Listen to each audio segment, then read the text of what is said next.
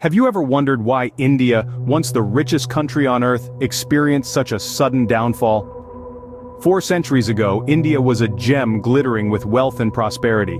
It was a land flowing with an abundance of natural resources, gold, spices, silk, and so much more. But it wasn't just about the material riches.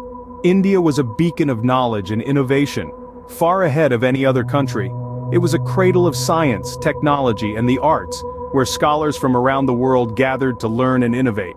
Its universities were renowned, its architecture admired, and its culture celebrated. This was an era when India was not just a country, but a civilization, a phenomenon that was a class apart. It was a time when India was leading the world, setting benchmarks and standards for others to follow. It was this wealth and prosperity that caught the attention of a group of British merchants. Enter the East India Company, an entity that would forever change the course of Indian history.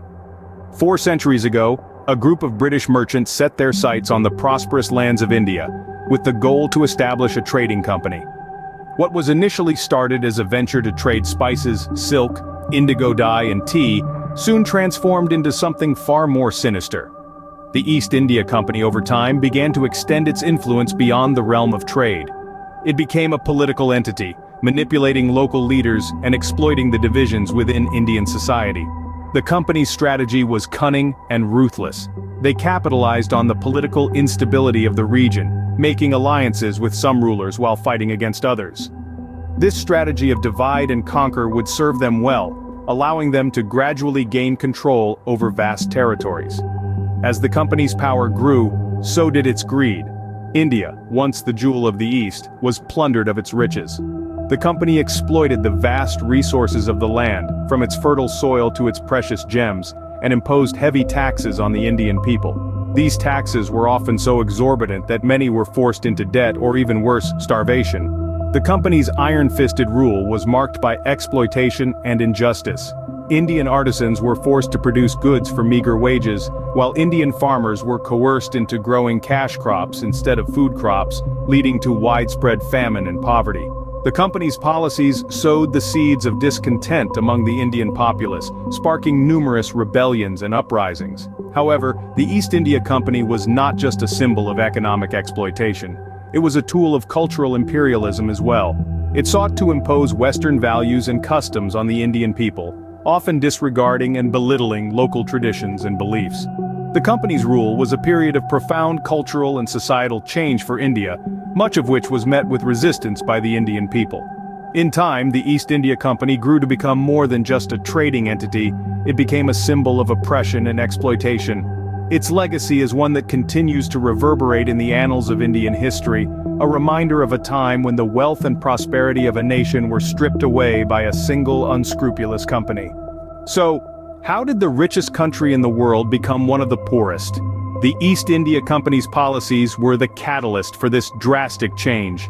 The company's hunger for wealth and power led to a series of events that resulted in economic decline and social unrest.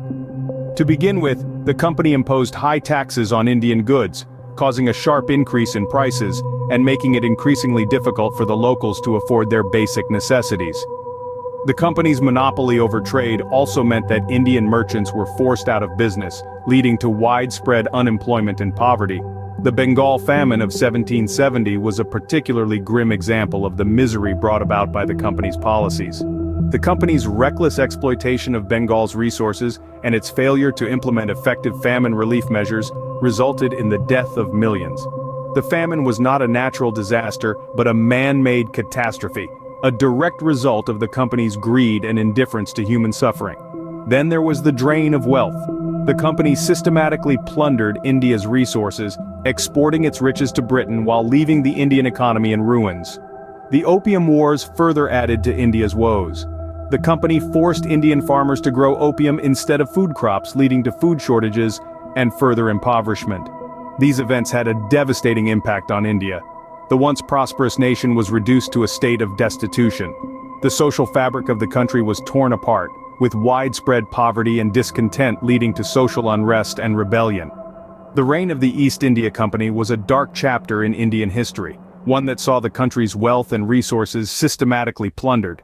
the company's policies and actions led to the downfall of what was once the richest country in the world, leaving a legacy of poverty and suffering that would take generations to overcome. The East India Company may have been dissolved in 1858, but its impact is still felt today.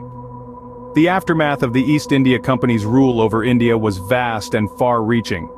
Economically, the company's exploitative practices led to the depletion of India's wealth, transforming it from one of the richest nations in the world to one of the poorest. The country's resources were ruthlessly exploited, and its traditional industries were dismantled in favor of British imports. This economic drain continued long after the company's rule, hindering the nation's development for many years to come. The social impact was no less significant. The company's policies fueled divisions among different religious and social groups, which still persist today. The caste system was institutionalized and manipulated to maintain control, leading to heightened social inequalities and tension. Moreover, the introduction of an English-based education system and the marginalization of local languages have had long-lasting effects on the cultural identity of the nation. Culturally, the company's rule brought about a significant shift. The introduction of Western ideas, values, and practices led to a cultural fusion that has shaped modern India. From the legal system to the educational structure and even to the food we eat, the influence of the British is undeniable. Yet it's also true that this period of cultural exchange led to the emergence of a unique blend of Eastern and Western traditions that is distinctly Indian. The East India Company's rule also led to the rise of national consciousness. The struggle against the company's exploitative rule was a unifying factor that laid the foundation for India's fight for independence. This sense of national identity continues to shape India's political, social, and cultural landscape today. In the end, the legacy of the East India Company serves as a stark reminder of the destructive potential of unchecked power and greed. It's a lesson in the consequences of exploitation, and a call to ensure that such injustices are never repeated. The legacy of the East India Company is a stark reminder of the destructive potential of unchecked power and greed. But why does this matter today, and what can we learn from it? Well, history is not merely a collection of events, dates, and figures. It's a mirror reflecting the triumphs and failures of our past, providing us with invaluable lessons. The invasion of India, the rise of the East India Company, and the ensuing era of exploitation serve as stark reminders of the consequences of unchecked power and greed. They underscore the importance of vigilance and the need to safeguard against such exploitation in the future. The past has a lot to teach us, if only we're willing to listen. It highlights the value of resilience, the strength of unity, and the indomitable spirit of humanity. It's through understanding our history that we can better comprehend our present and shape our future. Remember, history isn't just about the past, it's about understanding our present and shaping our future. So keep exploring, keep questioning, and most importantly, keep learning. Thank you for joining us on this journey through India's past. This tale of triumph and turmoil, of riches and ruin, is a testament to the resilience of a nation and its people. It's a story that deserves to be shared, a story that needs to be told. If this narrative resonated with you, we encourage you to pass it on. Share it with your friends, your family, your colleagues. Spread the word about this chapter of history that altered the course of a nation. We are committed to bringing you more such fascinating tales from the annals of history, stories that make us reflect, that challenge us, that inspire us.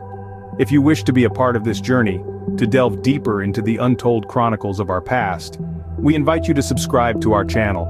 By doing so, you ensure that you don't miss out on any of our upcoming content, that you remain connected to a community of curious minds and passionate history enthusiasts. We believe in the power of discourse, in the exchange of ideas and perspectives, and so we urge you to leave a comment below. Tell us what you thought about this video, share your insights, your opinions, engage in a dialogue with fellow viewers, enrich the discussion with your unique perspective. Let's create a space where we learn from each other, where we grow together.